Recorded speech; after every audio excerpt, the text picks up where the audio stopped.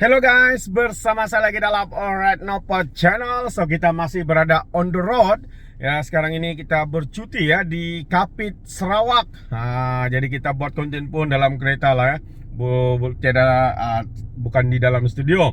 Jadi hari ini sahabat semua, saya ingin berkongsi tentang pandangan dan juga kenyataan terkini daripada Kuli Tengku Razali yang mengatakan prestasi Anwar agak baik katanya, walaupun dengan cabaran yang begitu besar ya dihadapi oleh Perdana Menteri kita, Datuk Seri Anwar Ibrahim. Jadi mari kita ikut kenyataan ini. Kata Kuli bahawa mendapati kemajuan agenda reformasi dibawakan Perdana Menteri berjalan dengan baik walaupun agak perlahan.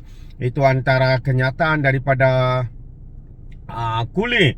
Jadi kalau kita lihat veteran UMNO ini sekali lagi, yaitu Tengku Razali Hamzah atau dikenali sebagai Kuli, berkata Anwar Ibrahim menunjukkan prestasi yang agak baik ya sebagai Perdana Menteri walaupun berdepan dengan cabaran besar dalam menguruskan ekonomi negara.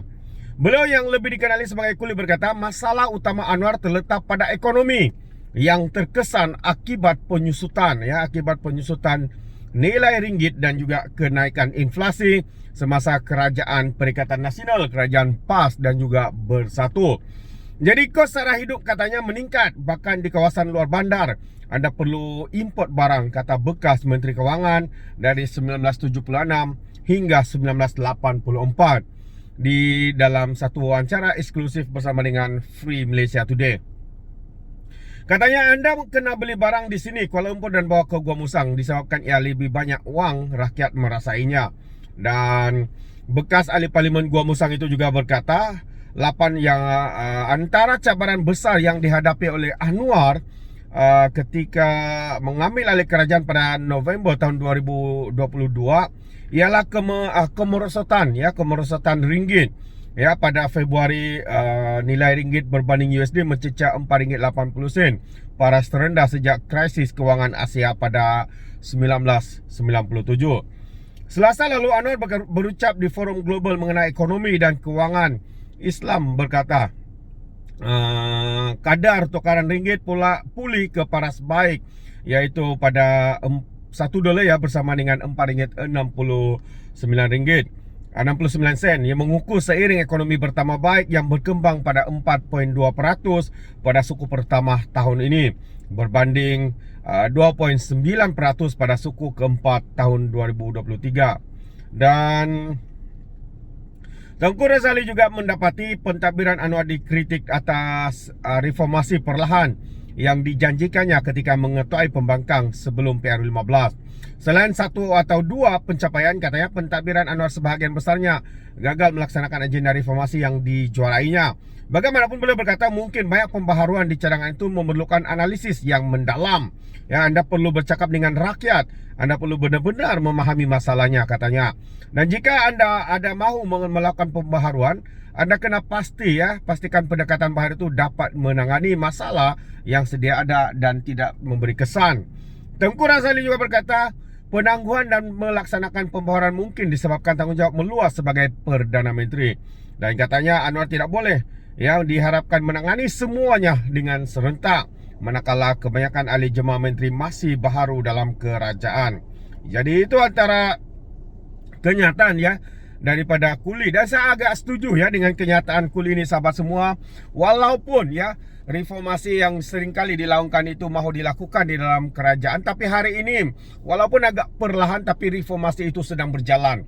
Kerana apa? Bagi saya sendiri juga sahabat semua, saya berpendapat kalaupun kita melakukan reformasi itu secara drastik dengan banyak sekali, tapi kalau ia memberi kesan kepada rakyat, pastinya reformasi itu memberi pandangan serong kepada rakyat.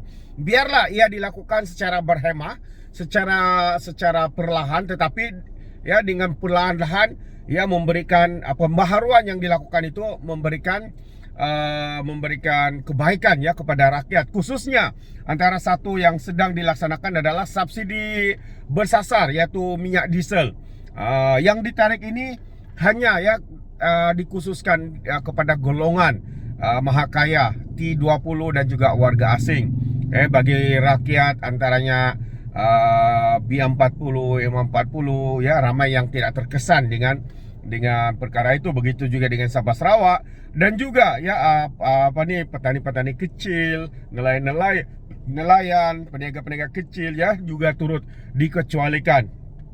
Jadi ini antara satu pendekatan yang bagi saya sendiri juga adalah satu yang baik ya untuk negara kita. Jadi bagaimana pula dengan pandangan anda sahabat-sahabat semua? Adakah usaha yang sedang diulang ataupun sedang dilakukan oleh Perdana Menteri ini ya memberi manfaat ya kepada rakyat dan sebagainya? Jadi saya percaya isu ini sebenarnya ya satu yang panas diperkatakan, tapi hakikatnya ya perkara seperti ini sebenarnya yang mendapat manfaatnya adalah rakyat di luar sana. Seperti hari ini juga kita mendengar satu lagi perkabaran yang agak memberikan keceriaan kepada rakyat ya, khususnya apabila kumpulan ibu bapa dan juga pelajar ya menyambut baik voucher buku bernilai RM100. Jadi kumpulan ibu bapa bertindak untuk pendidikan berkata, pelajar perlu melangkah jauh ya dengan pinjam meminjam ya. Melangkah lebih jauh dengan pinjam meminjam buku masing-masing. Jadi kalau kita lihat kenyataan ini, kumpulan mewakili ibu bapa dan pelajar universiti menyambut baik pengenalan semula voucher buku bernilai RM100. Kali ini untuk pelajar dari tahun 4 hingga institusi pendidikan tinggi. Selain niat politik, kumpulan ibu bapa bertindak untuk pendidikan berkata lebih penting apabila buku dibeli itu dibaca dan budaya membaca dipupuk dalam kalangan generasi yang akan datang. Jadi jangan terlebih fikir katanya. Ambil saja, berdoa ia akan mencetuskan tabiat membaca yang amat kurang dalam kalangan generasi era TikTok.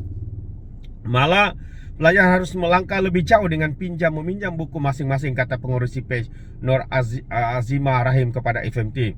Sebaik saja voucher itu diedarkan dan digunakan, beliau berkata, terpulang kepada ibu bapa dan memastikan anak mereka untuk membaca buku-buku berkenaan. Katanya guru pula perlu tanya pelajar mengenai pilihan buku mereka dan meminta mereka untuk berkongsi sinopsis serta pengajaran yang diperoleh.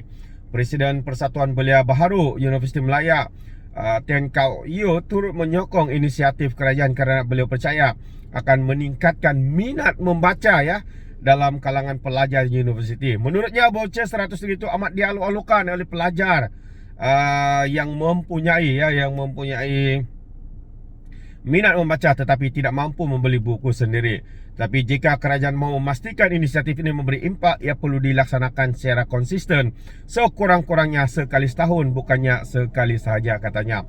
Beliau percaya pemberian voucher buku RM100 ini lebih baik daripada kad diskaun pelajar, kerana mereka masih perlu untuk mengeluarkan wang sendiri untuk membeli buku walaupun pada harga diskaun. Dan saya rasa katanya ada pelajar masih tidak mampu membeli buku walaupun pada harga diskaun. Oleh itu, berbanding diskaun, voucher RM100 ini pilihan adalah satu pilihan yang lebih tepat. Jadi semalam sebenarnya Perdana Menteri kita Datuk Seri Anwar Ibrahim mengumumkan ya voucher itu akan diperkenalkan semula bersama dengan senarai buku yang disorkan untuk menggalakkan pelajar membeli buku yang berkualiti. Terbaik sahabat-sahabat semua. Jadi sebelum ini voucher buku ini telah dibatalkan, tapi ya kita tahu Datuk Seri Anwar Ibrahim adalah seorang yang suka membaca, dan sekali lagi ya beliau mahu untuk menggalakkan ya pelajar-pelajar universiti khususnya rakyat Malaysia ya untuk membaca. Kerana membaca itu sebenarnya kita boleh mendapatkan ilmu untuk kita boleh menilai suatu perkara ya dari segi pemikiran yang kritis dan sebagainya. Saya sendiri juga memang seorang yang suka membaca sahabat-sahabat semua. Jadi ya untuk kita memberikan pencerahan, ulasan-ulasan seperti ini penting ya untuk kita mendapat ilmu, bukan saja daripada apa yang kita lihat di media sosial ketika ini, tapi juga dengan melalui pembacaan-pembacaan.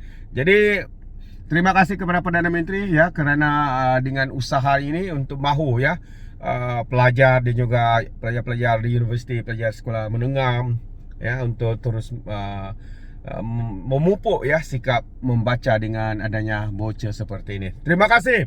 Kita ucapkan kepada kerajaan dan juga Perdana Menteri kita.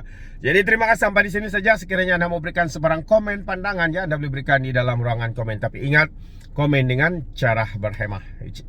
Jadi izinkan saya untuk mengundurkan diri, dan seperti biasa peribahasa mengatakan, tapapun kangkap dua ton keinginan. Dalam bahasa Melayunya, tepuk dadah tanya selera. Sekian saja daripada Alright Dapat Channel. Kita berjumpa lagi. Sekian. Bye bye. Saya sekarang ada di Bandar Kapit. Bye bye.